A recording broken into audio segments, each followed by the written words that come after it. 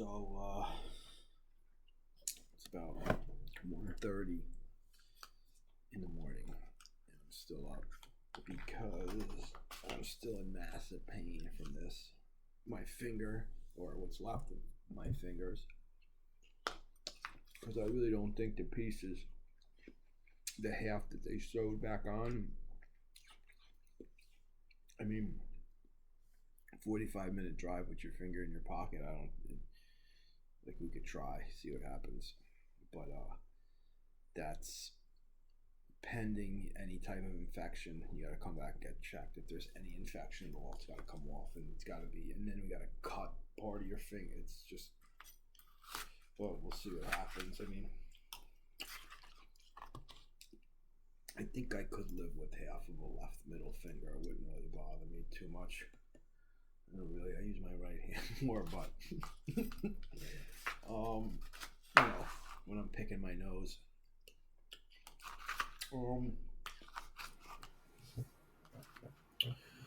So I'm going to try to transcribe and overlay this audio over the pictures you're seeing now.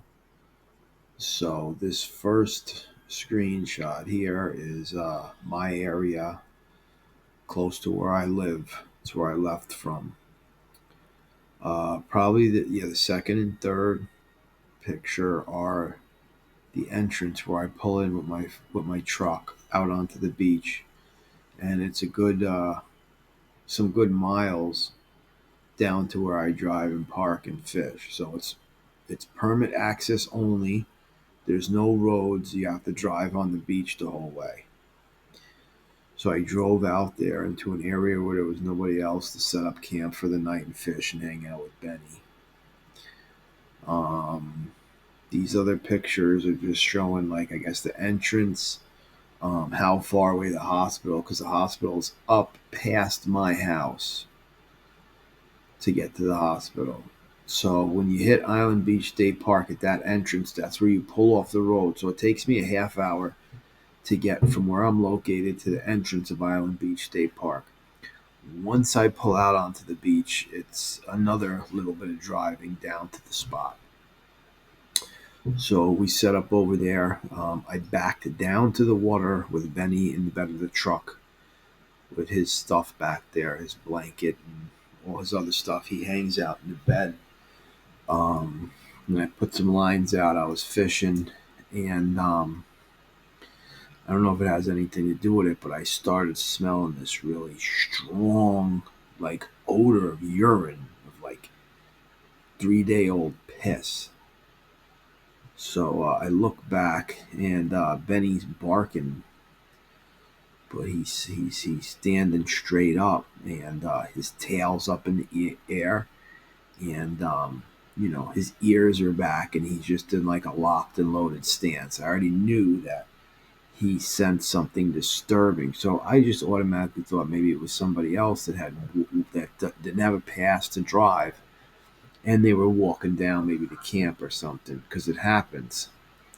So now back behind me also, there's some dunes and some grass that were. It's probably a tuft that's, I don't know, 60 yards in diameter maybe, and raised up about 8 or 9 feet off of the ground, something like that. So it's a little higher vantage point, and I think that's where this animal was staged up. When it seen me and Benny, it was walking around up there, and it was watching us. And I think it was really targeting Benny.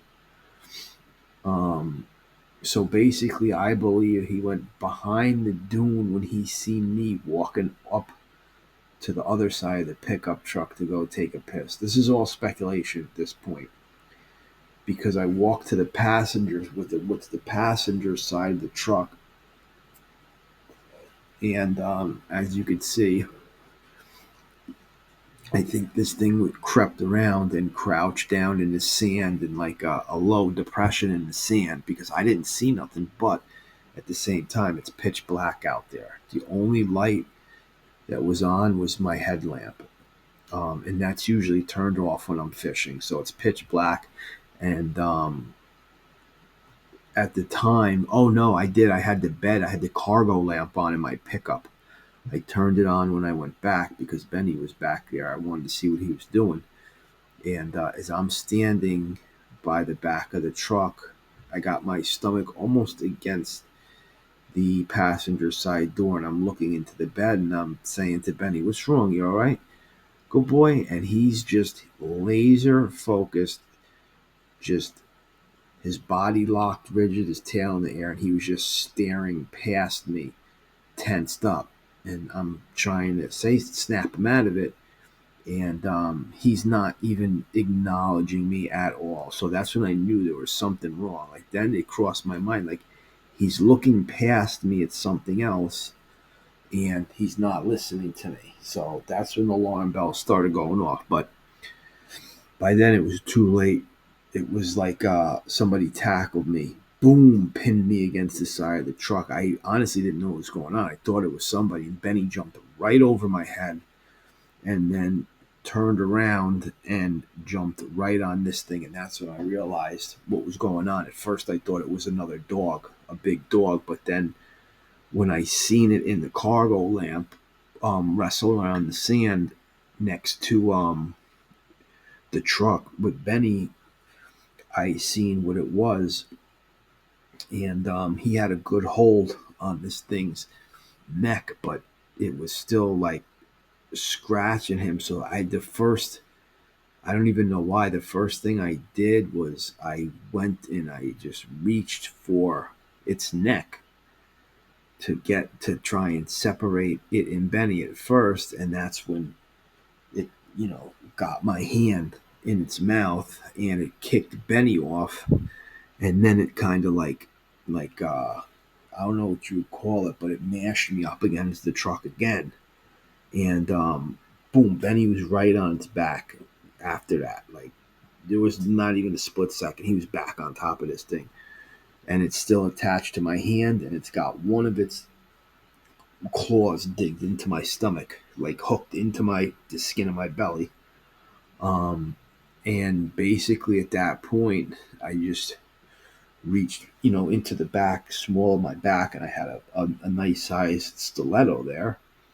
And I was able to take that out and open it with one hand and just start.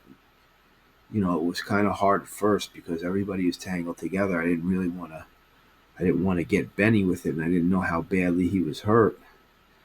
So I ended up somehow squeezing myself in between the two of them with my arm and my shoulder, kind of, I think, and was able to get a good full stroke with the blade into this thing's rib cage, and it was mortally wounded after that because once that hit like that, it was you could hear like it was making this like hissing, gurgling sound, and Benny was still on top of him, and at that point, it's hit a couple times because I had slashed at it before.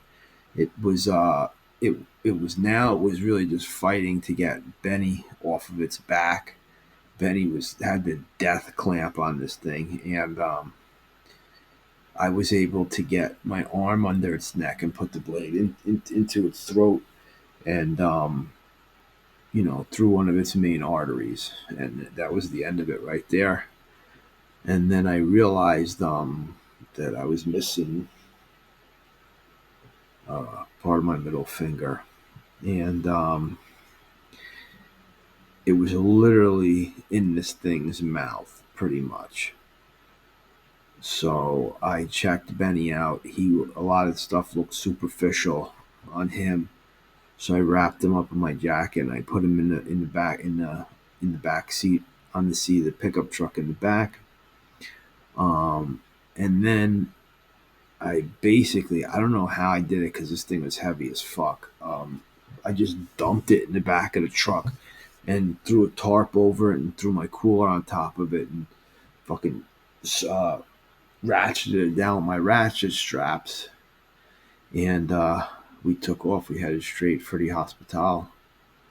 Um, so the next video, hopefully, I'm gonna measure out and see how much of the hide and stuff is undamaged from this thing.